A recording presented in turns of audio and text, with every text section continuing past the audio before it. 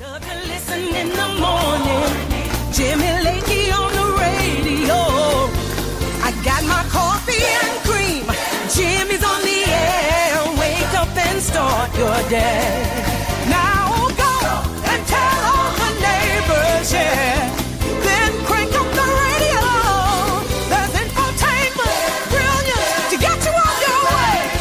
Wake up and start your day with Jimmy Lakey. Well, top of the morning to everybody. How's everybody doing out there on this glorious day the Lord has made? Boy, is it nice in Colorado the last several days. It has been. You didn't know you could have 70-degree days in November, but yeah, we can here in Colorado. It's unusual, but no snowfall yet. Maybe that changes this week a little bit. Dusty, I think folks up in the mountains got a little bit of snow over the weekend, but how's everybody doing? 17th day of November, year of our Lord, 2025. We have been away for a couple of days. Producer Chad was enjoying some respite, beach and beer and all the things that go with Cabo, San Lucas. I was traveling on, I traveled out Friday to go see my son play some college football. Well, he wasn't playing. He was on the sideline for college football after a second ACL tear earlier this season. So 2 seasons in a row, 3 seasons in a row, actually. He's had a tough time. But anyway, I was out of town. My producer Chad was out of town. My son was playing the ball. And here we are back on a Monday. Hope you're all doing well. Glorious day the Lord has made. And as I said, it's the 17th day of November, year of our Lord, 2025. All right, lots of news to get to. Got a story about Zelinsky and this toilet scandal, the golden toilet, Charlotte's Web. Anybody read that book? As a kid, that was my favorite childhood book. I loved it. Wisconsin town on high alert, just like a border town. How'd those illegals get way up there? Oh, Joe Biden. We'll talk about that. Phone seizures and a grand conspiracy seems to be kind of a modus operandi of the Biden administration and the corrupt left administration of a grand conspiracy. They seize your phone records, and they do that over and over again. Also, new cost coming out of the real January 6th committee. We'll get to that. Donald Trump says, release the Epstein files, release the dogs, release the hounds. Well, never mind. Just release the files. So we'll talk about that. One of the probably biggest PR blunders of the Trump administration has been Pam Bondi's handling of the Epstein files after making great promises. The old rule, never overpromise and underdeliver. You want to underpromise and overdeliver. And they have really screwed that one up. But Trump says release the files. Is there going to be this very week, maybe this very day, a military strike on Venezuela? We can talk about that one as well. And also, there's a story out there that I found quite humorous. It released on my birthday. It was November 13th was my birthday. And I found this to be quite joyous and momentous. It made me feel happy on my birthday. Didn't do the show. But Jared Polis and Ron Desantis. Jared Polis, if you don't know, is the governor of Colorado, and Ron Desantis is the governor of Florida. They got into a little back and forth on the Twitter and the X, and Jared got decimated. It was about legal weed and how the tax dollars are supposed to fund the roads and all the great things. And Jared Polis tried to brag and kind of show a little bit of arrogance towards Ron DeSantis. And everybody out there from Colorado says, Jared, shut the hell up. Our roads suck here in Colorado. It's some of the worst roads in America. Matter of fact, that's not just me. That's like surveys saying that we're the 48th worst in America when it comes to roads. So Jared Polis sucks, and he's a horrible governor. He has brought shame to this great state in a way that you cannot imagine bringing shame. His policies have failed. The cost of living is higher than you could ever imagine. And Jared Polis wants to try to spar with Ron DeSantis. And he gets put in his place, not just by DeSantis, but by all the people on there that are commenting about the stupidity and the dumbass comments that are being made by Jared Polis. So anyway, we'll talk about that one as well. All right, it's Thanksgiving, a week away, a little over a week away. Everybody ready for the Turkey Day? Somebody asked me over the weekend, they said, will you be in America for Turkey Day? No, I will be landing in Rwanda. What will be for you the morning of Thanksgiving? I will be touching down on the airplane into Kigali, Rwanda on that day. But the problem is it will be about 7:30 at night in Kigali, about 9 hours difference from Colorado right now with the time change. It's about 9 hours difference. So I'll be getting there right around 7:30 if we are on time. And by the time I go through customs and immigration and stuff, it'll be probably 8:30 before I get out of the airport. And once I get out of the airport, it's kind of late. I'll head straight to my hotel. And there are a couple of American style hotels that do celebrate a Thanksgiving feast, but I think I will be there too late to enjoy them. I think I'll be, by the time I land, I'm not sure I want to go have a turkey feast after 24 hours on an airplane. So I will not I don't think I'll get the traditional turkey and dressing this year. And I regret that. Not really. I'll be fine. I'll be absolutely fine. I usually go there earlier on Thanksgiving week. Thanksgiving week is a week that I oftentimes go to Rwanda, but I go there earlier because I get the whole week. But my son's coming into town, then he's going to be short time, so I'm staying here long enough to spend a couple of days with my son. Anyway, so Thanksgiving, I will not have the Thanksgiving turkey and dressing, which is going to be quite tragic, I'm quite sure. And I was thinking back in my head, I said, did I have turkey and dressing last year? I traveled to Rwanda so often during November that I think I missed the celebration more times than I don't miss the celebration, and I don't. I do remember one year I had just gotten back into town. My son had come back from his freshman year of college, and we had a couple of things planned. Last year I was at our dear friends Chuck Lehman, Alicia Lewis and Josh Lewis, and Chuck Lehman was there. Lehman Lewis Financial Group. I had Thanksgiving with him. I just remembered that. I don't know why. I was like, what did I do last year? I think it was a year before. My son was busy. I was busy. I just come back into town. He just got in, and we ended up at like a Village Inn or something for pie. They had a turkey and dressing spread. We didn't eat that. I think we had sushi or something, but we did want pie. We wanted some Thanksgiving Day pie, and so we went to the Village Inn, or I don't know, some place that had pie. I do remember that. That was a couple of years ago. All right, here's a question for you, though. Controversy has been ongoing across America as to whether or not you should put your Christmas decorations up before Thanksgiving. And I'm still a firm no on this. I think if you have put your Christmas decorations up already, then you probably need to seek help and ask Jesus for forgiveness. I think it's wrong to do that right now. Maybe you have some outstanding circumstances that you're going to be out of town and you want them on the first day of December. Okay, I can give you pause, but if you put them up, don't turn them on. I've got a couple of neighbors who have already put up their Christmas decorations, and I came back into town, drove into the neighborhood, and I saw these neighbors, and I'm like, dear goodness gracious, it's only mid-November. We haven't had a smack of cold weather yet. We haven't got through Thanksgiving. These people are celebrating the birth of our Lord and Savior, Jesus Christ, which is fantastic, but you got to get through Thanksgiving. I'm still a traditionalist on that. You need to get through the Thanksgiving, and my neighbors that are doing that, they are wrong. They are absolutely wrong.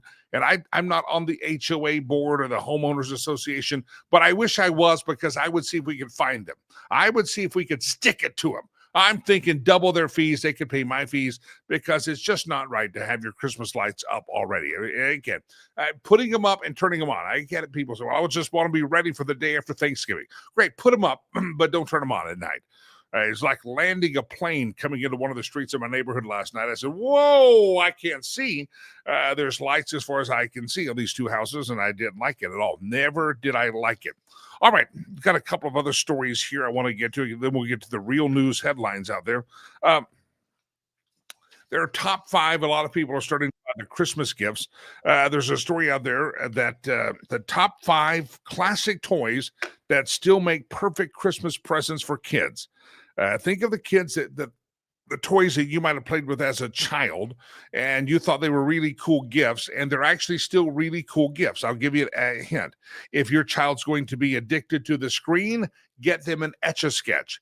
Etch-a-Sketch is still related, called the perfect Christmas gift for today's kids. So an Etch-a-Sketch. Also, I don't know if you know this, my son got one from his grandmother many years ago when he was a child, but he had great fun with it, was the yo-yo.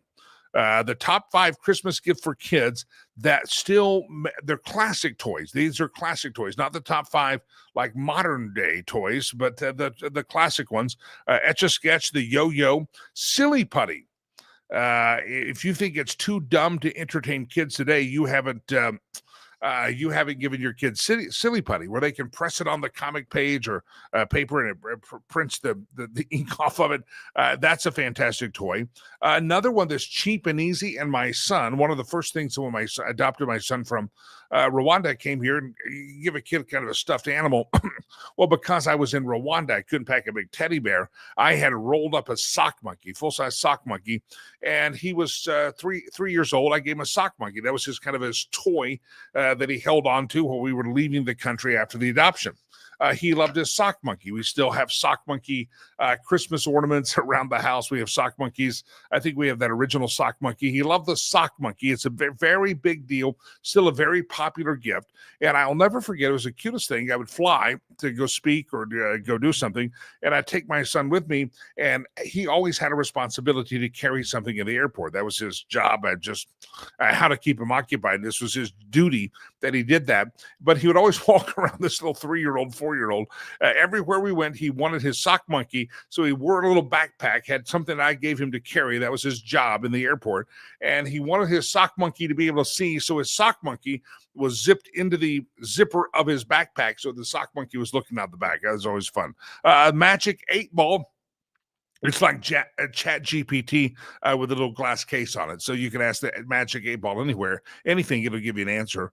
The Slinky is still a very popular prize or a gift for for Christmas, a classic gift that still gives a lot. And also that corn popper, that would be something that they could do. The little popcorn popper, that's also a big deal for kids as well. So there's some classic toys that still make the perfect Christmas presents for kids. Let me ask you this question. Is there a gift that you have given a child or a grandchild that brought you joy as a child, and you gave it to your kids or grandkids, and you saw them either respond good or bad?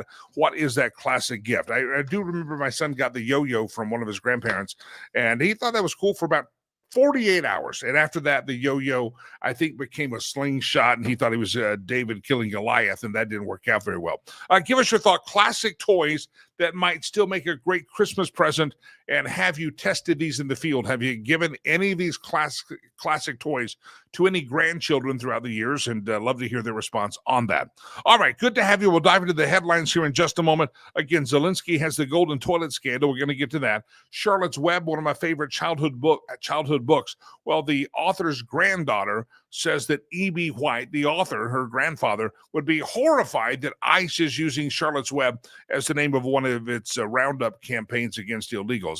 I'm not sure if she has authorized to speak for her grandfather, but she sure as hell grabbed the headlines, and we'll talk about that here in just a bit. Also, a Wisconsin town on high alert, very high alert, with illegals robbing homes, not just... I'm not talking a border town problem. We're talking a real problem in Wisconsin. They're actually warning people that, hey, we have illegals that are raiding our properties, and you got to be very careful. So we'll get into all of that this morning throughout the course of the day. Don't forget, we're heard on several Facebook pages, X pages, Twitter pages, Rumble pages. And of course, after the show is done, we will be on the all the podcast platforms, wherever you like to listen to podcasts. That can be Spotify, that can be iHeart, etc. And don't forget, thousands of earballs will hear this show by the end of the day. So we appreciate all of you who are watching live, or all of you who are listening in the podcast version. Again, thousands of you will hear the show throughout the course of the day. And salute to you for having good taste in podcasting and or streamcasting, or some people, as they used to call it, broadcasting. I want to bring into the topic of conversation some for the John Birch Society. He's the marketing director, I believe, I think is the official title. His name is Tim Martin, and he joins us on the program. Now, if I get to the right screen, hit the right button, I'm a little out of practice after a couple of days away. Tim Martin, welcome to the show, sir.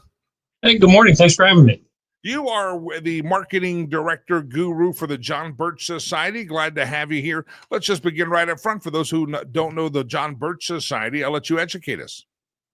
Well, the Birch Society was founded 70 years ago, almost 70 years ago, by the man named Robert Welch. He named it after an American hero. One of his notable rescues was actually Captain Doolittle and the Doolittle Raiders. But John Birch was a Christian missionary in China, saw really the rise of Mao Zedong, and he felt compelled to do something about that. And in his honor, the society was named after him. And for the last 70 years, we've really been pushing back against a number of different things, primarily things that have to do with globalism and the undermining of America. We see that over and over again. A lot of it is coming down from the United Nations. So if you look at the material that we have at jbs.org, you'll see pretty prominently our insistence of the United States getting out of the United Nations. So that's really kind of the thumbnail sketch, but you can get a lot more at jbs.org. jbs.org. Again, we have a great guest here, Tim Martin. Tim, I want to dive into a topic that I was off a couple of days last week, didn't get to do a full post-mortem, but Donald Trump reopened the government with his signature. The Senate finally passed a continuing resolution, went back to the House. We got the government reopened. Surveys say that Americans are about 50-50 on who's to blame for the government shutdown. To me, it's a clear blame on the Democrats. They wouldn't vote to reopen it. There was a reopening opportunity. They wouldn't do it. Give me your thoughts. 50-50%, 50-50 on who to blame for the government shutdown. Some blame the Republicans, some blame the Democrats. Is this just a poor communication on the Republicans' part, or is this something that is just the imminent I guess propaganda, disinformation of the media? How are we at 50-50? This doesn't seem like a 50-50 issue to me. Well, it probably isn't, but the default position for America right now is partisan politics, and that pretty much breaks almost 50-50. So I think that's really kind of the window in what's driving that poll, or what's driving kind of that narrative. And, unfortunately, we have a very dysfunctional sort of federal government right now, and our position isn't so much to necessarily always have the government open. It does seem like more and more of our liberties and our freedoms are eroded when they are in session. So maybe a shutdown every once in a while is not really necessarily a bad thing. What we really try to focus on at the Birch Society is really educating Americans about what is really going on here. And it's not just the headlines. You got to get down into some of these stories. But what we actually bring to the table, I think, in full force is the ability to really kind of connect the dots. The whole Russia-Ukraine thing didn't just start when Russia invaded Ukraine. What happens there, goes deeper, goes into, what happened back in 2014 when we overthrew their government over there. The United States has systematically gone around the world and kind of kicked all these different anthills. And we shouldn't be surprised when we get a little blowback. And I think because we know, where the skeletons are buried, so to speak, around DC and really around the world, and understand some of this history that goes back over 100 years, we're really able to get out in the forefront of some of these topics. And we discuss a lot of them in real time over at thenewamerican.com. thenewamerican.com or jbs.org, the John Birch Society Marketing Director, Tim Martin. Tim, every time these stories pop up, there's a government shutdown, we have a little bit more interest or focus on what we're spending our money on in America. And I look at our modern day budget, and then I think of our founding fathers, and I think that if they weren't dead already, the budgets that we pass in modern day would actually kill them, because we're spending money on things that go well beyond what our founders intended. I know this is part of the policies or some of the teaching that you'd like to emphasize at the John Birch Society, what the government was envisioned to be doing by our founders versus what the government actually does now. There was a whole package of legislation that passed, sort of what we point to in the Woodrow Wilson administration, early 1900s. You had the central banking system that was implemented in 1913. You had the 16th Amendment, the 17th Amendment. All of those things really, really changed the trajectory of our country. And without the central bank system, you cannot get what we're seeing today. You can't spend and spend and spend without any regard to the future unless you have a central bank. That is one of our other big pillars, is to get back to a more stable monetary system. But the other part of that is, we never used to elect our senators. The state legislatures did that. And under this theme of bicameralism, the founders saw themselves as having, from the federal perspective, two customers. One was the people, and the other one was the state legislature. So the people elected the people's house, the House of Representatives, and the states represented in Congress by the senators. They were elected directly out of the state legislatures, because in that original system, those senators served as a significant governor about how much taxation could be pushed down to the American public. So those three things are very, very important and really lay a base about what we're seeing here today. But the demand for the government to do something to provide something, to solve some problem, is a very unfortunate theme that we see in American society today, because it's really totally backwards. And we have moved from what was originally kind of the question of whether government should be doing it at all in the first place, over to this thinking of, well, how should government do it? And therein lies a lot of the partisan politics where, well, we needed to do it this way, we needed to do this way. But, in our view, we're not really sure that the government should be doing it at all. All of those delegated powers are in Article 1, Section 8. Anything outside of that is unconstitutional at its base and at its core. And we really kind of push the idea that 80% of government is unconstitutional. So all of this stuff that causes the friction would actually go away if we just followed the Constitution as it was originally written. You say a great thing. If we just follow the Constitution, what does it take to get us back there? We started with that divide of 50-50. Oh, the government's not open. It's the Republicans' fault. The government's not open. It's the Democrats' fault. The fact is, why is the government open to this? The depth and the width that it is open, that seems to be what we should be asking. Why do we have so much government? It seems like we have lost the entire population on this. Even Republicans begging, we got to get this thing back opened up. So-called conservatives, well, maybe we open half of it or a quarter of it or 20% of it. That's it.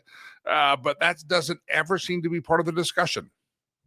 Well, you've sort of hit the nail on the head. And there is no real magic bullet. They have sort of divided the defense very well, to use a football analogy. So there's a lot of things at play here.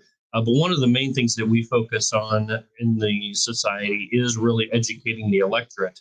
Because without all of these ABCs and 1, 2, 3s about government being understood, it's really hard to understand some of the high level stuff. So every member gets a monthly bulletin. Every member gets the magazine every month. It's only $87 to join. And those really kind of serve as a little bit of an intelligence brief, kind of gets you ahead of the curve. But they also serve as, in this football analogy, I guess, as a playbook to get everybody running the same play at the same time. So it is really about understanding the government. I really kind of refer to the Constitution as the contract. That is really the rules of government. If we don't know the rules, then how can we hold our elected officials responsible? We're kind of the referees, and the representatives are sort of the players on the field. Well, when they create an infraction, sometimes they get penalized, sometimes the team gets penalized, sometimes the player gets knocked out of the game and they get ejected out of the game completely. And that's really what we kind of need to do with some of these representatives. But it all boils down to understanding the rules of this government game. So we focus so much on education. And then it's really up to the individual to take that education and put it to work at the ballot booth, at the city councils, at the county councils. The DC area gets a lot of the headlines. The national press, they push a lot of the national headlines, but it's really the local municipalities that really have more effect on your day-to-day living. They're actually passing the taxes. They're approving the applications for permitting. A lot of times they are responsible for licensure. So we really, want to see people get into the city councils and the county councils as much as possible as well. We actually just wrote an article a couple of days ago at thenewamerican.com about 250 of these DSA members are now holding elected office at some of these lower level municipalities. And that's the bench strength for that narrative. So they'll eventually potentially get elected and move up the ranks, so to speak. But that's kind of chilling and should make everybody stand up and not wait for this to be, at their doorstep before they actually do something. And we try to make it very easy for people to get a toe in the water and then move along in their education and activism from there. thenewamerican.com. If you want to get a subscription, you can look at it, thenewamerican.com. Let me ask you one more question, Tim. You mentioned the DSA, Democrat Socialists of America, that are putting up potential city council people and local election candidates across America. I watched the recent election in New York City election of Mamdani, and a lot of the media made that out to be that was the bellwether, that was the litmus test, that shows that everything's going to hell in a handbasket. I didn't put that much stock into it because New York's going to do what New York does. Cuomo wasn't all that much better when it came to liberty and freedom.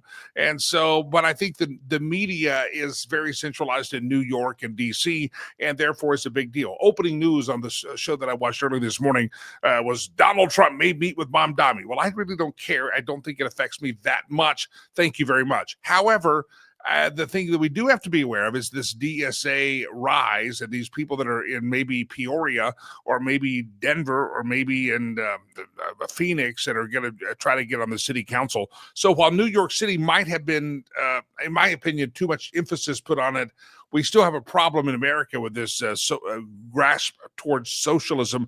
Give me your thoughts. Well, it's very hard to compete with free, right? And that's really kind of the basis of a lot of their movement and a lot of their their talking points. But free can sometimes be the most expensive thing that we actually pay for. And I think that's part and parcel to what you're seeing here. And it's a very subtle sort of approach. It's very shiny object distraction strategy. So while you're looking over at New York City and thinking, well, I'm in Des Moines, Iowa, it doesn't bother me. That is sort of the purpose. They want to get you focused on New York City so you don't see this person coming in through the side door or the back door and taking over your city council or your school board, for instance. We got lots of problems. I know I have them right here in my backyard where we have a lot of issues with the school board. So all of these things are important. And while they don't necessarily get the headlines, they do need to get our attention in quite a very serious way and very, very quickly. Tim Martin, I know you said the newamerican.com is the website for subscription, a lot of education, good information there. Also, just go to jbs.org, jbs.org, and you can find everything you need about the John Birch Society. But the New American, give the other website. I just screwed it up. Well, the jbs.org is sort of the membership side of the organization, and the newamerican.com is really our news and information website as well. The newamerican.com. Tim Martin, it's a pleasure to have you on here.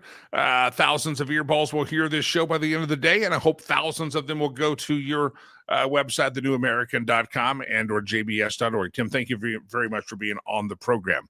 All right, got a question of the day for you. Some of you are responding. 5 classic toys that will still make the perfect Christmas presents for today's kids. Experts warn that there could be a problem with foul-mouth AI toys this year. We can talk to our next guest about the AI toys. That's what they're worried about, that some tools are going to be empowered by AI, and some of them could be cursing toys. Be careful. So maybe you want to forget that high-tech doll that teaches your child to say naughty words and give something from a classic list. And they've come up with a classic list of top children's toys that are classic but still work today. Of course, Etch-a-Sketch is on there. That's a better screen than their iPad. The yo-yo is still a big deal. Silly putty is a big deal. The sock monkey's cheap and easy. And it's the best of all because it's very compact. You can fold up your sock monkey. I just know that from my son. Magic 8-Ball is a big deal. It's like Chat GPT with a plastic shell. That's a big deal. The Slinky, after it goes downstairs, your lazy fat butt after eating too much turkey, walk down the stairs, pick the thing up, and do it all again. So it's good exercise. And also the popcorn popper. And that would be something good for a lot of you. It's good to see your kids and grandkids pop something besides Ritalin and Adderall. So yeah, popcorn popper. Those are some classic toys. RJ says Lincoln Logs. So used to spend hours playing with them as a kid. I never had Lincoln Logs. I had the Tinker Toys. Anybody else have the Tinker Toys as a kid? I had Tinker Toys. Yeah, you could make things with Tinker Toys. And I also had the it was construction. It was like pier and beams, and you'd build I had one that built airports, and it was there was a fancy name for it. A little construction set, little plastic blue beams, and you'd stack them up on you'd build skyscrapers with it. Anybody, what was that called? I don't remember. I'll figure it out. If you remember, put it in the chat room, whether on the Facebook or Twitter. Love to hear from you. If you could let us know what the classic toy was. I don't think they sell it anymore, but I spent hours. I'd build things with it. What was it called?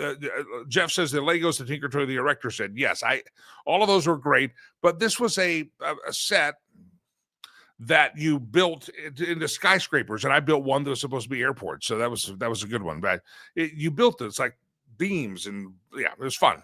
I'll look it up and figure it out. All right, ladies and gentlemen, speaking of getting back to simplicity, AI is out there. It's haunting us. Maybe going to teach your kids some curse words with the holiday season with some foul-mouthed AI toys that are out there. Let me welcome into the program our special guest, Jeff Dornick. He's the founder and CEO of Pickaxe. Maybe you have been there. If not, you should be. It's a groundbreaking social media platform, both built on two uncompromising principles. It's built on the freedom of speech and the freedom of reach. And his newest book is called Following the Leader. Jeff Dornick back on the program. Jeff, welcome back, sir. How are you? Doing really well. Thanks for having me back on. Well, let's dive into this. Now we hear about AI taking jobs or AI doing this or doing that. Now I hear that AI is going to affect Christmas because there's certain Christmas toys that are going to have some AI in them, and some people are putting out on the toy websites that maybe there's going to be some naughty language coming from these AI toys. So it's everywhere. AI is just absolutely everywhere. Now it's in the kids' toys. Yeah, I'm not surprised that the new trend is sticking AI into kids' toys. I mean, we already saw that trend begin with like Elon Musk coming out with Baby Grok and things like that. But now that we're dealing with the toys, I think one of the concerns is like, okay, if you're putting AI into these toys, are these toys connected to the internet? Is this a two-way conversation that's going on? Because if it is, but more than likely if it's AI, it is connecting to the internet with a lot of these kinds of toys, then the AI model is actually learning from what your kids say or interact with it. And so then now it's more data collection that they're funneling into their own large language model to learn about your kids. Now we're getting to some pretty creepy, invasive behavior there by these big tech guys. Let's talk about AI. The AI chip maker just dumped, one of the AI chip makers just dumped 32 million shares of NVIDIA and is going to invest $30 billion into OpenAI. Is this something that affects any of us? Is this just a stock play, pat in the pocket, or is this something we should be paying attention to? We should really be paying attention to it because the trajectory that these guys are heading right now when it comes to artificial intelligence is systematically centralizing the power and the control to a handful of these big tech oligarchs, really. And so this is the problem, is that every step that they get closer to further developing artificial intelligence, they're further centralizing the power by centralizing all of the data. And basically, so now it's this kind of this incestuous relationship now that we have, where all these different big tech companies now are kind of like cross investing with each other. So if they don't think that they can actually defeat the rest of the AI companies, then what they'll actually do is they're actually partnering with them. Think about this with what you just mentioned about them now investing into OpenAI even more extensively. So this is one of the problems though that we face as we head into this future. As you have the report that came out by Bernie Sanders a couple of months ago, as well as guys like Elon Musk and Bill Gates and Sam Altman, all talking about the same thing, which is basically that artificial intelligence is going to replace the need for human beings to be in the workforce at all. What does that mean? It means that it's going to centralize all the power and all the resources and all the manufacturing and all the capabilities to these handful of companies that run the AI. Elon Musk just posted a bunch of videos over the weekend. He was at some summit talking about the future of AI and how AI is going to fix all of our problems. And it's really interesting because he's kind of this Republican, everybody loves him because he endorsed Trump, although then he kind of became divisive, but then now he's kind of come back into the fold a little bit. But it's really interesting because what he's pitching to everybody is that the Optimus robot, which is fueled by his XAI Grok, artificial intelligence, that will basically solve all of our problems. It's going to end in the poor. It's going to end the hunger. It's going to end all the medical care issues, and it's going to solve all of our problems. But what he's basically pitching to us is this socialist utopia, where basically we all have universal basic income. We all just kind of like live. We're all equal, and then the robots will do all the fix all of our problems. And it's like, do we not learn our lesson from the hijacking of, when Islam took over Iran, that's basically what they pitched to everybody was free education, free healthcare, free all this kind of stuff.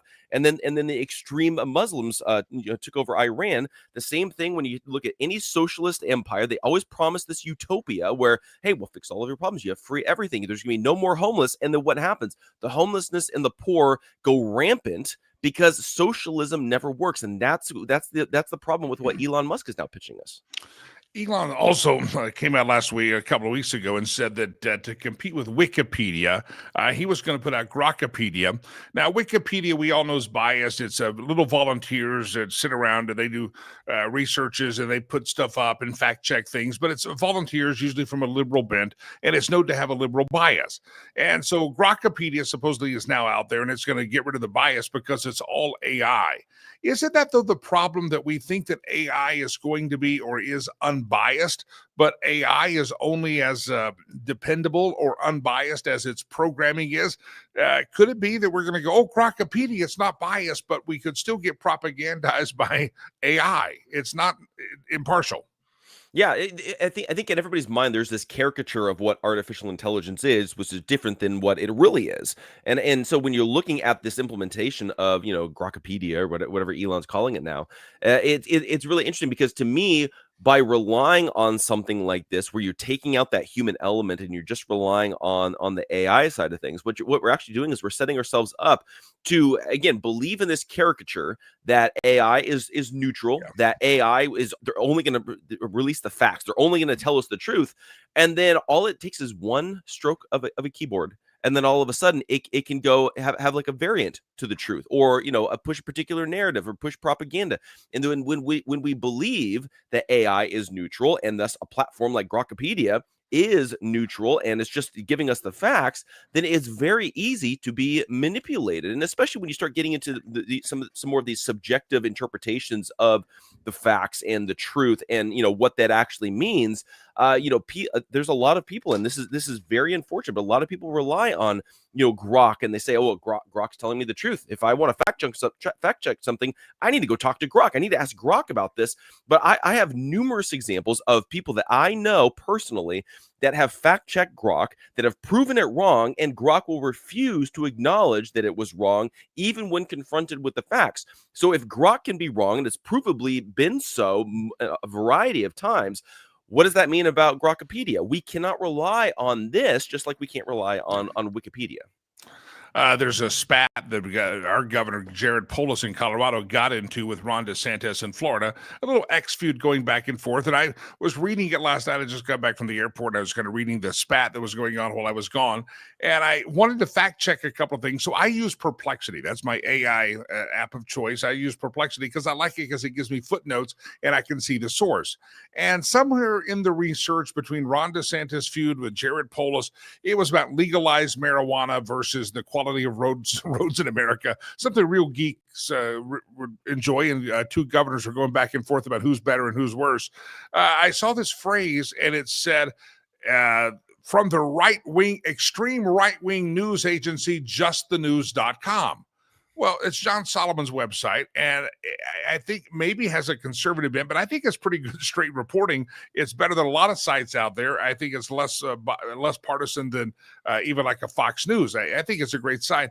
And so I clicked the source. Why is it calling justthenews.com extremely right-wing? Because you could say right-leaning, but it's a pretty much just the news website, in my opinion. I clicked it, and it was pulling that phrase from USA Today. That was the source.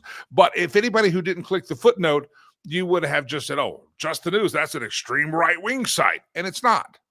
Yeah, well, and this is the problem with the, again, how we've been sold this idea of what artificial intelligence actually is. And I think that this is where I've been very critical of, even, I love Joe Rogan, and I love his podcast and all of that, but he's even proposed this idea of, in the future, maybe we'll have an AI president that could be completely neutral. And you're just sitting here like, that's not ever going to happen, because the AI, again, is only as biased or unbiased as its programmer, software, as its large language model, as its database. And so somebody is always behind it, kind of inputting what information it's going to pull from.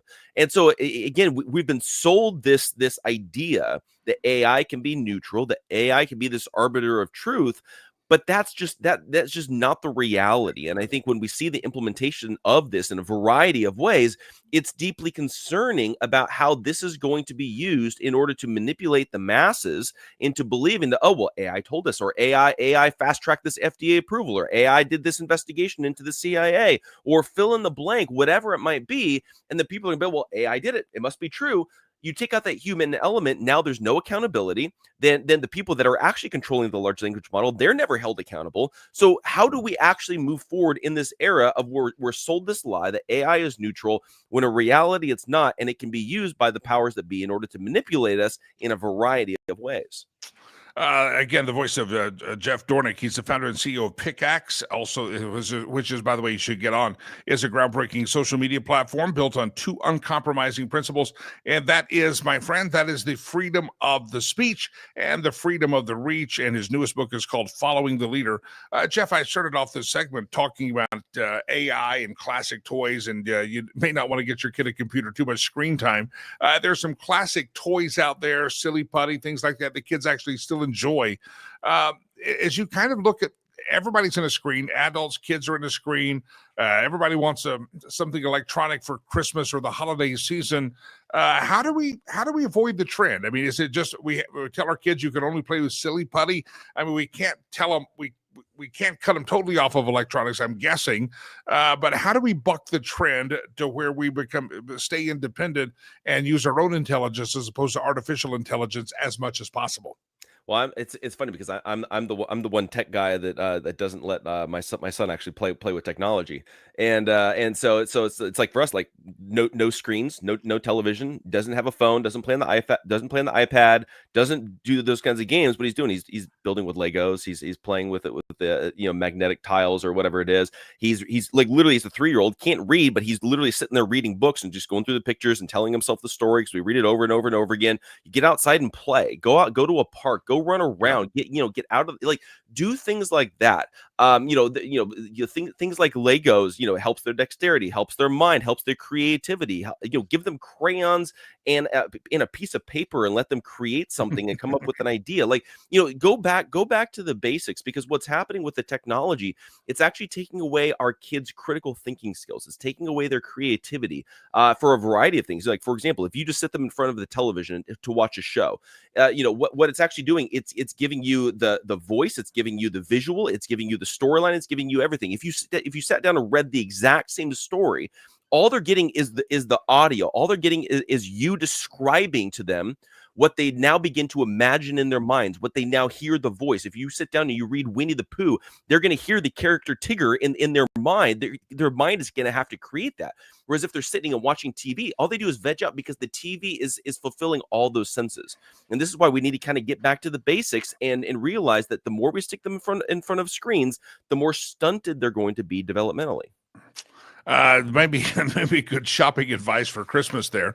I asked my son one time, Jeff, he was about 16, 17 years old, and he got a phone when he was about 14 or so. And I said, there's some countries that are saying you shouldn't be on social media till you're 16 or 17.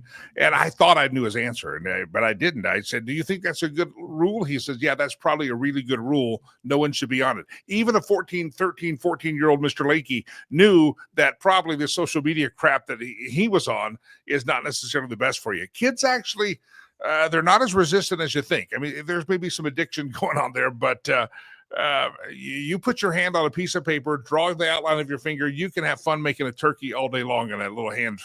I like to do that. Yeah. No, when you think about it, it's like when you go to college, it makes sense to be on social because everybody goes away from home. Oftentimes they'll go to a college, whatever it is, so you can keep in touch with friends and all that. But when you're in high school or junior high or something like that, like all of your friends are like local. They're right there. You don't need social media because you're going to see them the next day at school. So it's like, why fill them with all this propaganda and all this manipulation and stunt their growth developmentally with the technology that they don't actually need? Whereas, when you get older, you get the need for a social media to keep in touch with friends and know where they are and all that kind of stuff. So now you are the tech guy that's telling us not to keep your kids off the tech. You have started a social media platform, hopefully avoiding some of that propaganda that is out there. Talk about Pickaxe and why it's different than these other social media platforms. Yeah, honestly, and it's been really interesting because the last 2 weekends I've been in. Last weekend I was at the Children's Health Defense Conference. The week before I was at DreamHack, which is a big gamer convention in Atlanta. Talking about Pickaxe, and it's really interesting because the thing that's really been hooking a lot of people is the lack of algorithms that we have on the platform. And in all reality, and I keep pitching to everyone, like, look, you're the algorithm because you decide what gets seen by what you engage with, what you share, and all that. I'm not implementing this AI algorithm that's going to dictate what you're going to see and artificially limit your ability to be seen. Like if you go on to X right now, the algorithm decides whether you get seen. I've got 32,000 followers on X, and if I don't pay to boost a post, I won't have more than 100 to 150 views on any post. And I asked Grok the other day, I'm like, why am I not getting any impressions? I used to easily get thousands of impressions, and now I can't get more than 100. Well, you're too opinionated. You're talking too much about politics. You promote your show too much, and you promote Pickaxe too much. So basically, if you want to get seen, stop doing those things. And I'm like, so what's the point of being on here? I'm like, what kind of post should I post? You could post memes. You could post funny videos. You could post a joke. I'm like, so what is the point of social media if I can't freely express myself? And the only way to get seen is post generic garbage that basically nobody actually cares about. But hey, it'll get engagement because it'll make somebody laugh. Like, we're not supposed to be forced all to be comedians in order to get to be seen. So this is where a platform like Pickaxe comes into play, where it's the free exchange of ideas. You post your opinions. If people like it, or if people have a thought or a comment or whatever it is, guess what? You're going to get seen more, and we're never going to artificially limit your reach to your own audience. And I think that's a huge key. If you're on all the rest of the social media platforms, they're going to artificially limit your audience, the people that have chosen to follow you, from actually seeing your content. So that's really been the really big hook that a lot of people have been resonating with as I'm talking to people at a lot of these events. There it is on the screen, pickaxe.com. Get it on the ground floor while you can. It's a newer social media platform, and I'm on there. Look for me. I have not been diligent in getting set up or established there, but you can find me there. And tell me you found me there. That will give me reason to go pay attention again, because I just get busy and need to get it all set up and start streaming there. Jeff Dornick, you also have the Jeff Dornick Show. You've interviewed people from Dr. Pierre Corey to Cash Patel, General Michael Flynn, Lauren Boebert. Talk about the Jeff Dornick Show, sir. Yeah, no, definitely. So basically, I just sit down and I interview people that I find interesting, or I just want to kind of pick the brain. I have a couple of really interesting shows coming up. I'm going to be doing a special episode with Dinesh D'Souza coming up. We're going to be discussing and debating Tucker Carlson, Nick Fuentes, and all that whole kerfuffle that happened tomorrow at 1:00 Eastern, actually. And you can just look up the Jeff Dornick Show on Rumble. I'm going to have Dr. Mary Talley Bowden and Rachel Alexander both on at the same time. We're going to have a three-way conversation about lawfare. And so Dr. Bowden is going to be talking about lawfare using the medical boards in order to deal with doctors, and then Rachel Alexander is going to be talking about how the state bar associations are using lawfare and weaponizing it against attorneys in order to get them to not take particular cases that conservatives might want to pick up. So we're going to be talking about that and how they are using lawfare in order to control people in specific positions that actually have power and influence in order to hold them at bay. So tomorrow's gonna be a fascinating conversation at 1:00 Eastern on the Jeff Dornick Show. And just look it up on Rumble or from Pickaxe. I'm sure it's there as well. But the Jeff Dornick Show, just look it up. You will find it there. And lastly, your latest book is called Following the Leader. I'll let you give the book plug, and where can people get it? Yeah, definitely. You guys can get it either on my website, jeffdornick.com, or at gatekeepersonline.com, which is the publishing company. So definitely check that out. But the book Following the Leader is really just taking a look at how propaganda works and how there's this idea of the cult of personality that everybody kind of buys into that really manipulates a lot of people. And so, we see this with Trump, we see this with Bernie Sanders, we see this with the AOC, with fill in the blank, all the different influential people. You have this cult of personality, and they may say something that you used to disagree with, but all of a sudden your favorite guy says it and you change your mind on it. So it's really, taking a look at not only what do you believe, but why do you believe it? And are you being manipulated by this idea of the cult of personality? So you guys can, again, get the book at gatekeepersonline.com, and you guys can pre-order it, and we'll be getting it out very, very soon. All right, Delilah just handed me a note and said, what age is Jeff going to let his child have a screen and to participate in the online world? No television, no iPad, no computers now at the age of 3. Have you set the age of when that's going to happen? Probably somewhere between the age of 16 and 18. I would guess that, not like, son's not getting a phone until he's probably 16, because that's when he drives and for safety and all that kind of stuff. But even then, there's all sorts of things. Like, I think there's like a phone called the Gab phone that severely limits their ability, their access to the online world, so they can have access to the phone, text message to approve people, things like that. But yeah, probably not full access until probably somewhere between 16 and 18. I heard that, and I've looked it up. I think it's actually true. The guys in Silicon Valley, the big guys, the small guys, all send their kids to an exclusive private school that doesn't allow screen time. They give it to the masses, but hey, you guys let your kids be indoctrinated. They keep the electronics away from their own children in Silicon Valley. Have you heard that? Oh yeah, no, definitely, and a lot of it's because they know the kind of technology that they're implementing in order to give you your dopamine hits, to get you addicted, to manipulate you. So they know what they're doing, and they realize that they don't want their kids having access to that kind of stuff as well. So they're totally fine with you having your kids on there, but their kids definitely not. Yeah, they go to a private school that caters to no electronics and no dopamine hits in that nature. Jeff Dornick, it's a pleasure. Pickaxe.com. People should get there, or Following the Leaders, the name of the new book. And give the website again for the new book, sir. Yeah, go to gatekeepersonline.com. Best place to pre-order it. And you guys can check out some of my other books over there as well. Jeff Dornick, a pleasure, my friend. I appreciate you hopping on the program again. AI, my friends, AI. Now you got to worry about AI during the Christmas holiday season. All right, let's dive into some headlines of the day before we go to the meme roulette, the stolen memes section of the show. Anybody remember the name Volodymyr Zelinsky? Well, he's got a scandal going on. It's called the Golden Toilet Scandal, my friends. Let's dive into this real quick. The Golden Toilet Scandal, he's facing his deepest crisis yet as allies accuse him of a $100 million wartime scheme. Remember, we were talking about, at least back in the Biden administration, we were worried that, hey, we're just giving this money to Zelinsky. Could we audit where the money is going?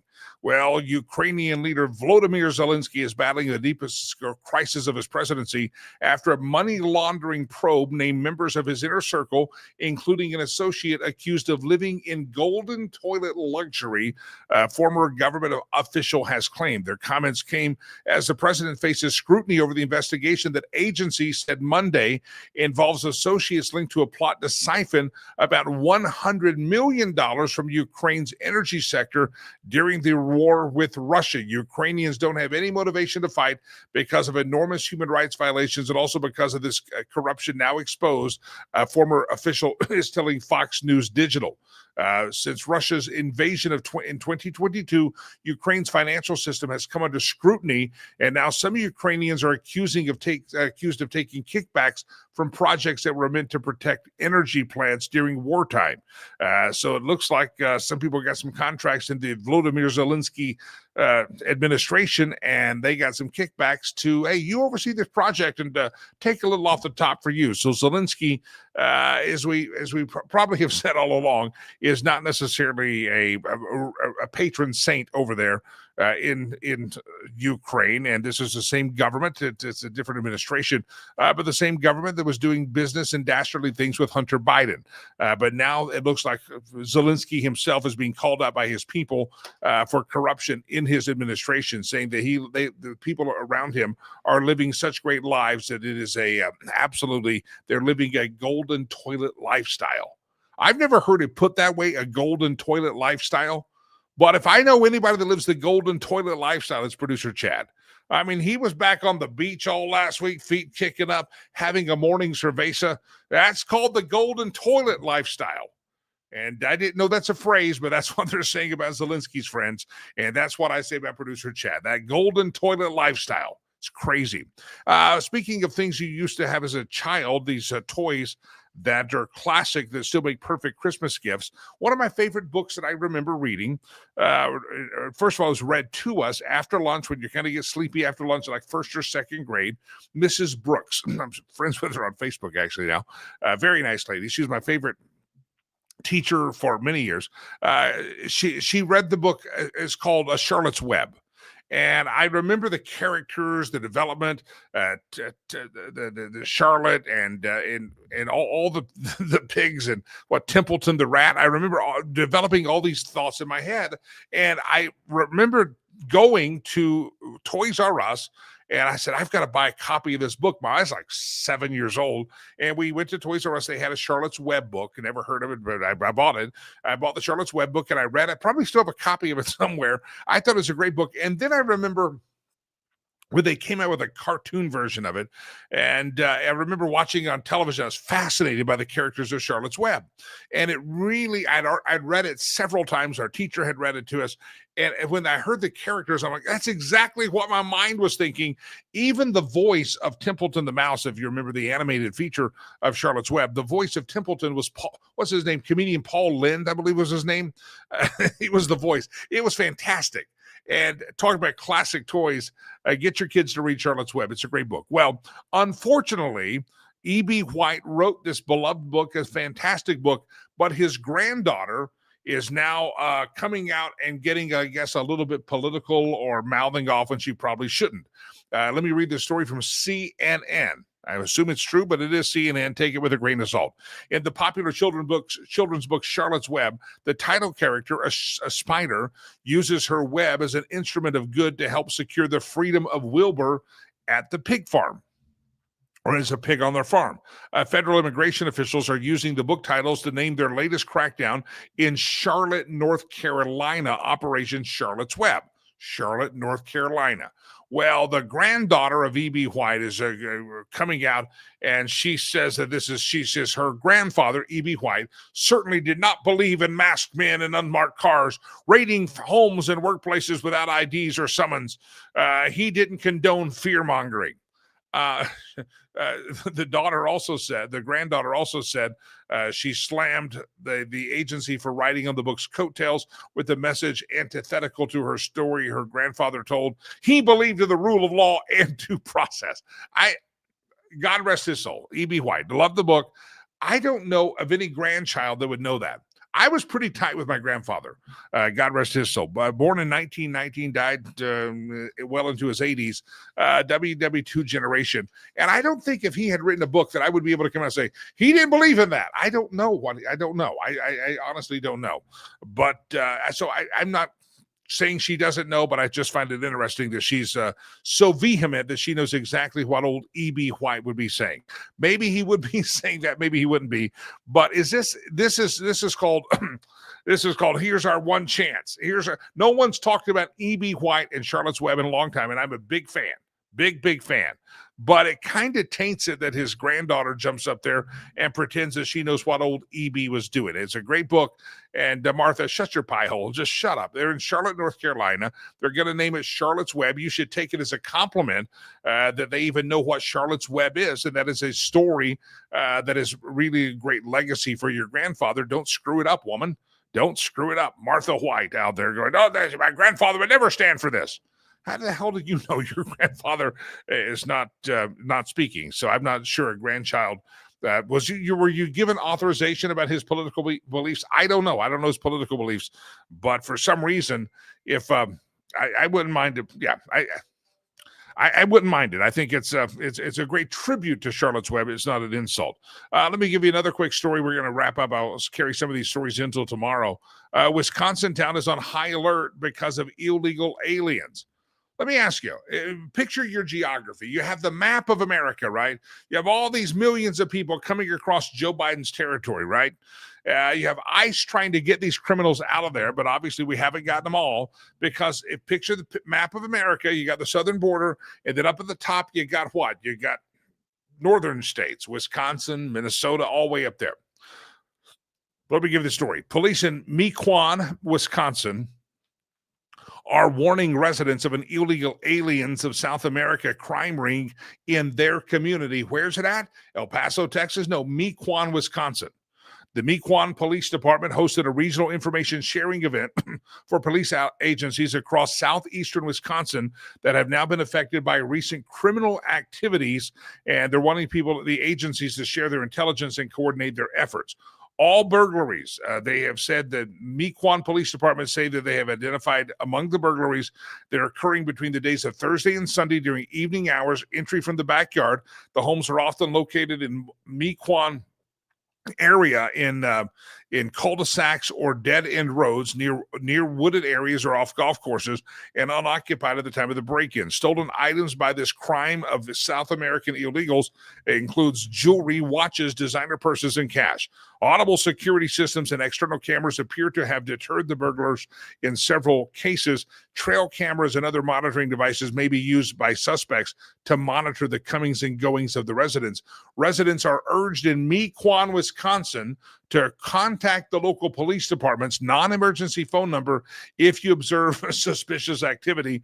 They say if it's safe to do so, obtain and provide a description of the clothing, the vehicle's license plate, the make, model, etc. Set your residential alarms to audible if possible, and always activate your home alarm if you're leaving for a short term. Interior and exterior video surveillance are deterring criminals and provided the most valuable evidence for identifying the suspects. Here's a question for you.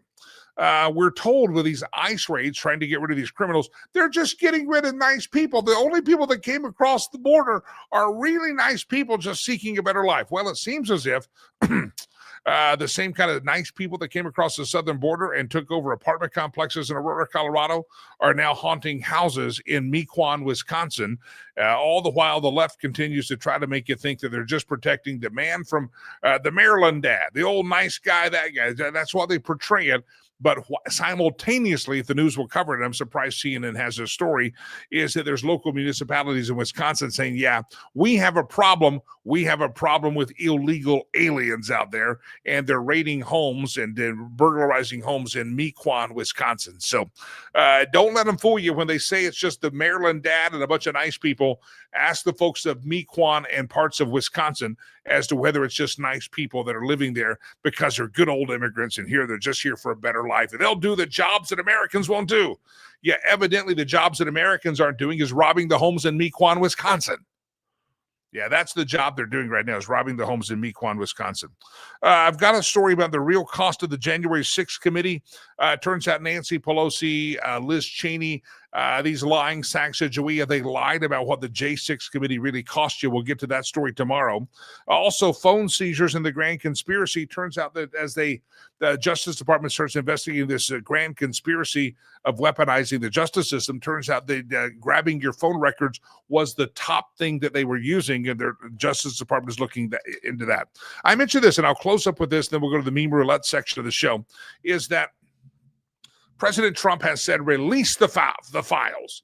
One of the biggest blunders, I think, of PR in his administration was Pam Bondi, and God bless her, and I think she's doing a decent job as the Attorney General, but she goes on Sean Hannity a couple of nights in a row, says, we're going to release the files, they're on my desk, I'll review them.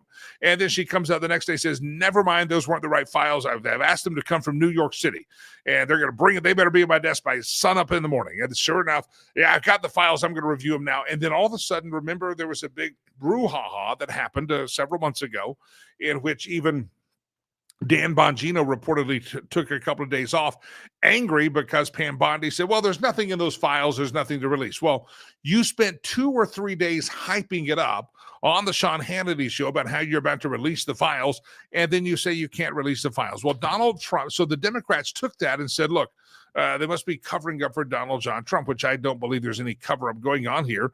If they thought they had trash on Donald John Trump, then they would have released that long ago because they've already tried to weaponize the system.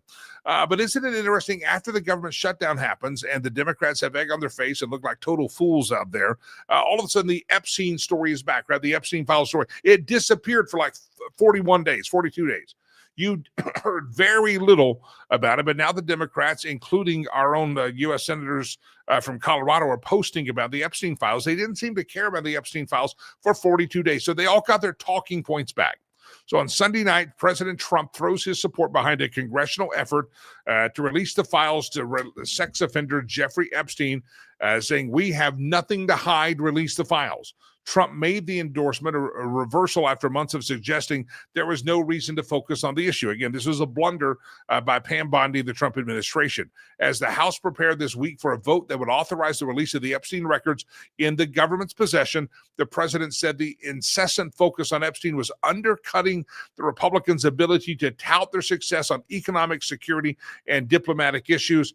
And so he issued a statement on Truth Social. House Republicans should vote to release the Epstein files because we have nothing to hide. It's time to move on from this Democratic hoax perpetrated by the radical left lunatics in order to deflect from the great success of the Republican Party. This is what Trump put on Truth Social. He also said the Department of Justice has already turned over tens of thousands of pages to the public on Epstein. Looking at various Democrat operatives, including Bill Clinton, Reid Hoffman, Larry Summers, etc., and their relationship to Epstein. And the Oversight Committee can have whatever they're legally entitled to. I don't care, he wrote in capital letters. All I care about, he wrote in a long Truth Social post, is that Republicans get back on point, which is the economy, affordability, where we're winning big, and our victory on it, reducing inflation from the highest level in history to practically nothing, bringing down prices for the American people, delivering historic tax cuts, etc. So the Democrats sensed a weakness here, and I have to say this was a self-inflicted wound, or this was this was an error on the part of the Republicans. Pam Bondi going on, I've got the files on my desk. No, I don't have the files. Yes, I do. Oh, no, there's nothing to see here. This was an unforced error by the Republicans, and hopefully they're going to get it back in line here. There's nothing to see there. Release the files. You campaigned on it. Good for President Trump for reversing course on that last night. But again, the reason this has become a topic is fascinating, that the Epstein files were not anywhere on the screen or on the radar for 40-something days, and now the government shut down, and all the Democrats are back on the Epstein files. So they have to get their talking points. They can't talk about the policies that they're proposing. They can't talk about things that are helping America. All they can do is talk the Epstein files, and President Trump says, fine, release all the files. I hope they do. The House is going to vote on that this week.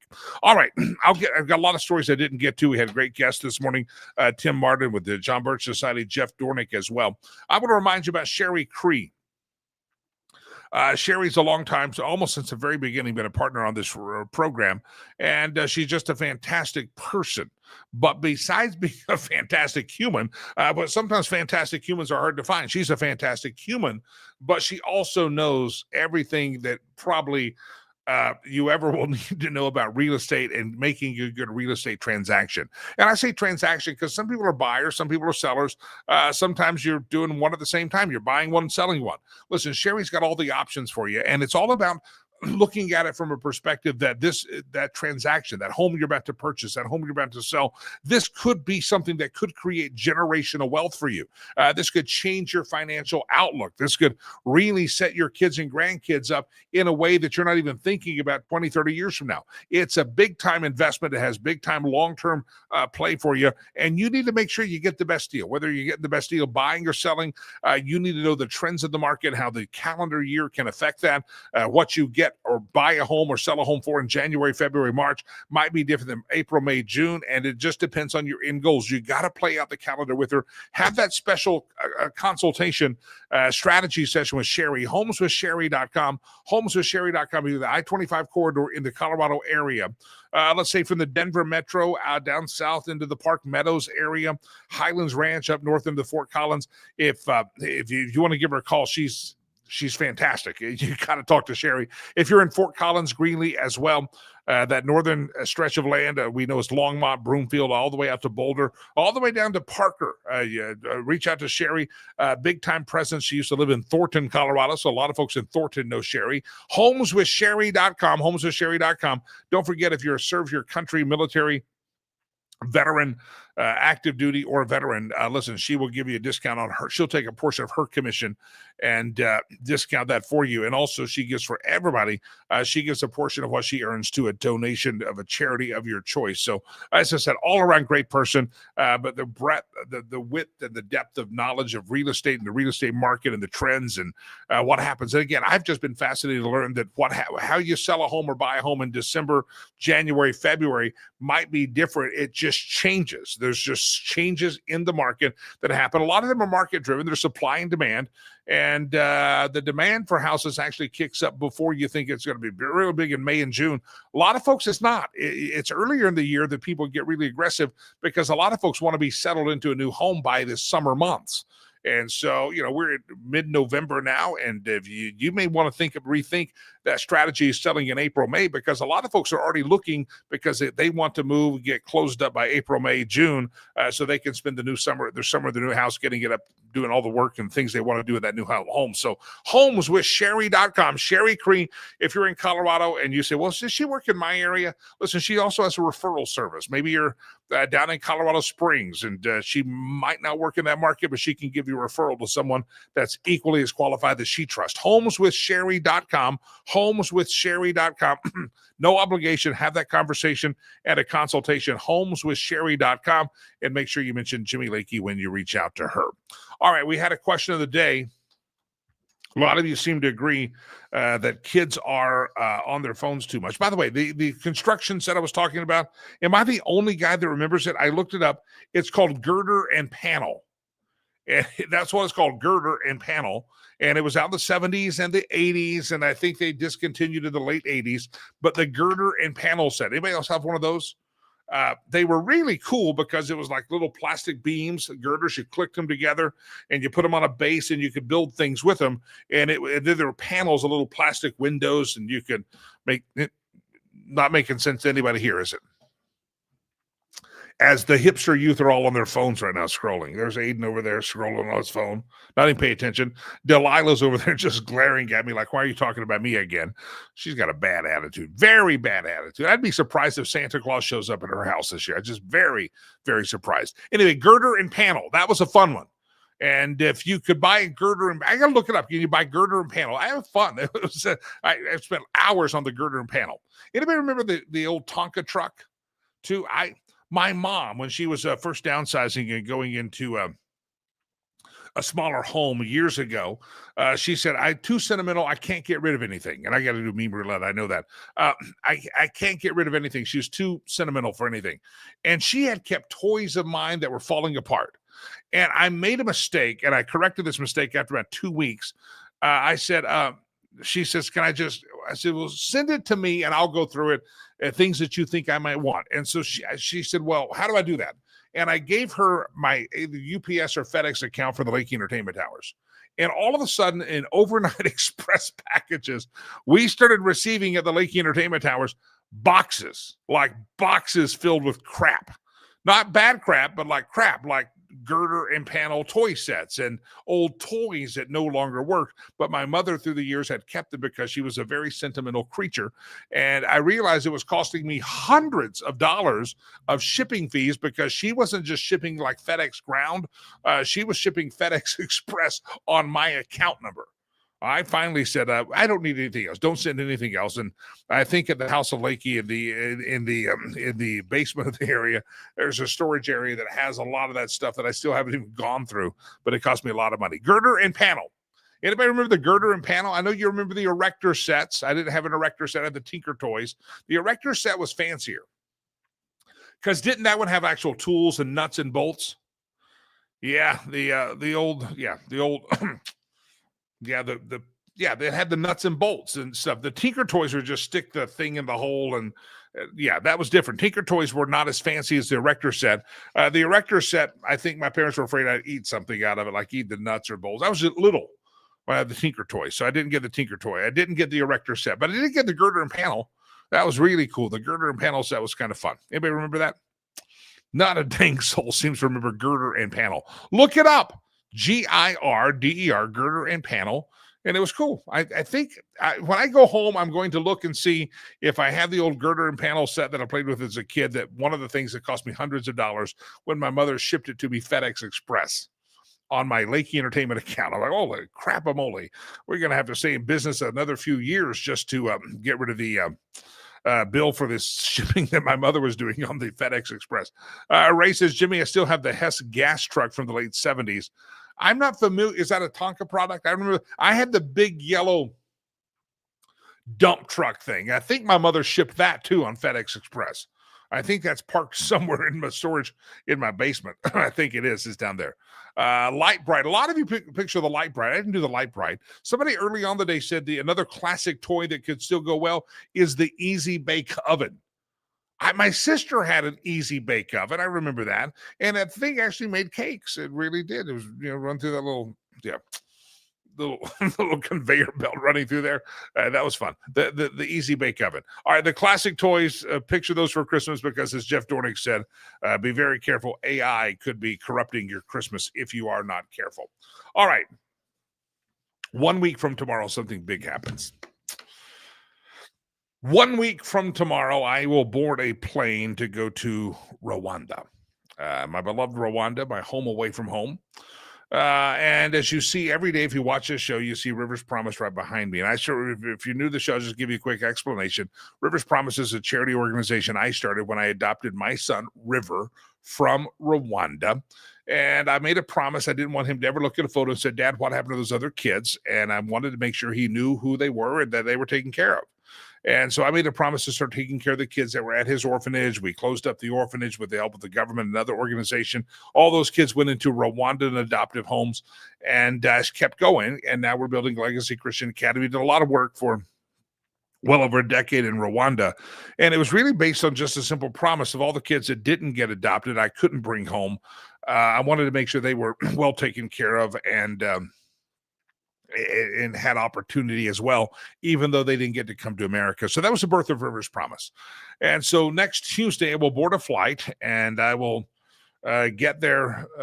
It's about I'm stopping off to check on my mom, who's has health issues, on the way. And then I'll fly straight to Rwanda from, not straight, but from the Dallas-Fort Worth. So I'll do Denver to Dallas to stay a little bit of time and then head up. Anyway, I'll get there Thanksgiving Day into Rwanda. And when I go, as you might remember last year when we were launching this show, I will do some Christmas shopping, or at least some pre-shopping for our Christmas gifts for the kids. We have a couple of hundred children that are under our care, if you will. And these are kids that a lot of them wouldn't even have clothes right now if it weren't for us. None of them would have education. And it's just a fantastic work that we're privileged to do. And I believe it's the Lord's work.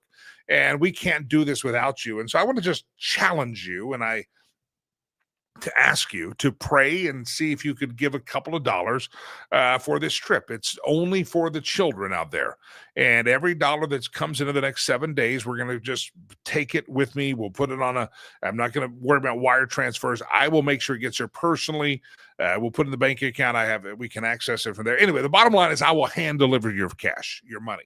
And $25, again, these kids would oftentimes not have shoes if it weren't for us. They would not have clothes if it weren't for us. And so we buy their school uniforms. That's the clothes they wear all the time. Their shoes are $25. $10 buys a new school uniform. And you say, Jimmy, that's a boring Christmas gift. Listen, when you have nothing, when you're literally living under an open sky, when you're living in extreme poverty, a pair of shoes is like winning the golden ticket. And you will never see such joy on a child's face that, not that they're getting toys, they're fine to play with rocks, skipping them across the creek bank. They're just happy to have clothes. They're happy to have food. They're happy that if we're able to help serve them a feast a couple of days before Christmas, they think it's a fantastic time. So I would ask you, over the next 7 days, what could you do to help us spread peace on earth, goodwill towards men? I sound like I'm running for Miss America, right? What could you do to help us spread some cheer in Rwanda? Again, Christmas is a great time for the kids to hear the story of the incarnation of our birth of our Lord and Savior, Jesus Christ. It's a great time to introduce them to the Christian message that we teach. It's a great time to illustrate what it means to give a gift, and the ultimate gift of salvation that all of us have received through God sending his only son, not to condemn the world, but so the world through him could have life and life abundantly. The whole book of John chapter 3. You get the idea if you're following along. You can help us. I just give you some ideas. $10 is a school uniform. $25 is a new pair of shoes. $30 is meals, two meals a day. $65, make sure another kid goes to school. We got kids in our school that we pay for. They're not sponsored. And you may not want to sponsor a specific kid, but a gift of $65 sends one kid to school and gives them their food, their health insurance, everything for 30 days. So there's a lot of opportunity here. And I would just ask you, in the name of Christmas, would you consider? I know you got year-end giving. I know you have your direct donor advised funds out there. Maybe you just got a little bit in the bank account and you're like, I can do $5. Man, $5 is great. We are not an organization that gets large amounts of, we've got some big donations, don't get me wrong, but our day-to-day operating is based on smaller amounts of people that just do what they can, and that's what it's a fantastic group that we do. Scott says, I've been to Rwanda, seen the awesome work Jimmy and his staff do. Scott's been there many times. He first went to Rwanda with me. He and his wife, when I was still on the radio, and they've been back several times on their own. They went with us back in met us there back in March, my son's senior year. The documentary, it's at riverspromise.org. I think you'll see Scott and his wife in that video. They're in the documentary that's on the website, riverspromise.org, and it's a mini documentary showing my son's return to Africa after he had turned 18, like return as a man from that. So all that's at riverspromise.org. I'm going to ask you, 1 week from tomorrow, I'll be leaving. So we have today's show, Tuesday, Wednesday, Thursday, Friday, and Monday. With today, we have 6 shows before I head to Rwanda. Now, we're going to do some shows from Rwanda, but next Tuesday, I believe I'll be at the airport flying out, and so we won't be doing the show. So after today, we have 5 shows, and I am going to really just ask you the next 5 shows to do what you can to help us out, and every dollar will go straight to Rwanda. I'll make sure it goes there. And I'll be checking in via video. You'll see the markets we go to. You'll see the kids, but I guarantee you are going to be a real blessing to some kids, and you're going to empower us to be able to spread the Christian message and let our kids just have a great learning opportunity. I've got photos. We'll show them tomorrow. We bought them all. My guys in Rwanda, I didn't have anything to do with that. I said, this is weird, but they bought them Santa hats, and the kids have Santa hats. They know, they've heard of Christmas, and they think that they know, but this is a great way to illustrate it right out there and about the Christmas story, and the kids have a great time, and that's what it's all about. And again, a lot of what we do over Christmas will carry them throughout the entire year. So riverspromise.org, riverspromise.com. If you can do $5, man, do $5. If you can do $500, do $500.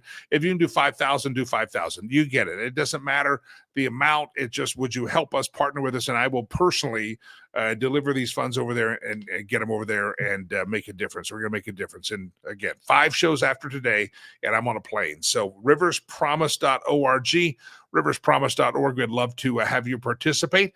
From $5 to $5,000, there's no limit in between. Anything you can do, and I give you the parameters of what they can do. Riverspromise.com. I checked riverspromise.org. It didn't seem to be working yesterday. I'm not sure why. So go to riverspromise.com if that doesn't work. I'm not sure.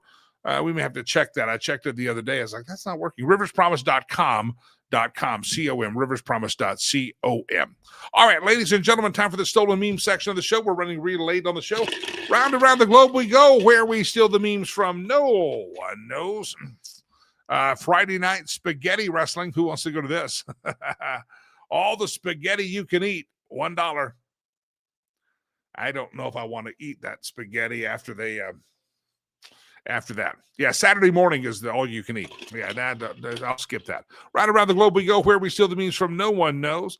Northern Lights. There's the Southern Lights, the Waffle House. I was telling my son, I said, where do you guys go with team late at night? Everybody wants a snack. He goes, it varies. We go to the Waffle House. The football team shows up at the Waffle House there in Missouri, or they will. There's a couple of other spots. I kind of laughed. I said the Waffle House. The closest Waffle House to me is in an area you're like, am I going to get shot? Now, there's another one in Parker, Colorado that I've been to that one, but I like Waffle House. Yeah. Round around the globe we go, where we steal the memes from no one knows. For sale, owner is migrating due to recent changes in market condition. I have decided to sell my 4-motor OpenZ's fishing boat. Top speed, 56 knots, catching very fast fish. Lots of onboard storage space, but no fishing gear. Serious inquiries only. Yeah, a lot of fishermen out of Venezuela probably selling their boats, aren't they? I don't blame them. Round and round the globe we go, where we steal the memes from no one knows. Comedian Adam Hunter says Chelsea Clinton criticized President Trump's construction of the East Wing and said it's a place where she used to play hide and seek. However, she could never hide under the desk there because there was always someone else under the desk. This is a good hiding spot. Who are you? My name's Monica. All right, under the desk, Monica. Yeah, Chelsea. I wouldn't advise you being under the desk. Just not going to advise that. Right around the globe we go, where we steal the memes from no one knows. Here's a Christmas safety tip. If your birth year starts with a 19, you should no longer wrap presents on the floor. You know what I learned a couple of years ago? I could pay someone to wrap my presents. Well, I was buying presents for my son, and then all of his 6 friends that hung out of the house, everybody got presents. Right? I bought presents for basically 7 kids. So yeah, I paid a lady to do it. Yeah, it was a lot of, it was worth, I don't know how she made money at it, but it was worth it. Round around the globe we go. Well, I'm too old to get on the floor, I think. Round around the globe we go, where we steal the memes from no one knows. Five Guys is issuing a 50-year burger financing plan. Five Guys is now offering 50-year burger financing. That is so true. I love Five Guys. I love making my own burger. I want that ingredient there. But man, it is expensive. You almost need a mortgage to get out of their life. Compare Five Guys to In-N-Out Burger. In-N-Out's like a fraction of the cost of Five Guys. Five Guys is pricey. Woo. A new one just opened down the street from my house. But, yeah. Round around the globe we go, where we steal the memes from no one knows. Trump, I know where this, I haven't even read it yet. I just see it. Trump unveils plan for the White House restaurant honoring the ex-First Lady. Ex-First Lady, they're going to have a restaurant at the White House called Big Mike's Wieners. I didn't do it. It's not me. Round around the globe we go, where we steal the memes from no one knows. We go all the way to China. China has sounded off and said no more theft of intellectual property. So we're going to call it good. Big Mike's Wieners. I may never eat a hot dog again now. I had a hot dog at the football game this past weekend. It's off my diet, but I ate a hot dog at the football game. Got to have a football hot dog. Nachos or hot dog. I went with hot dog. But now I think that might have been my final hot dog ever after seeing that. All right, don't forget, my friend, riverspromise.org, riverspromise.com. Go to .com because I think the .org is not working. If you want to give today, go to riverspromise.com. Thank you very much. I get everything done? I got the glasses on now. I want to close this show looking very intellectual, prim, and proper. Ladies and gentlemen, may God bless you. May God bless America. I told producer Chad we're going to get out of here on time today. Evidently, I lied. God bless you. God bless America. See you tomorrow. Jimmy Lakey, peace. I'm out of here. No, I'm out of here looking smart too, aren't I? I like your glasses. Sexy.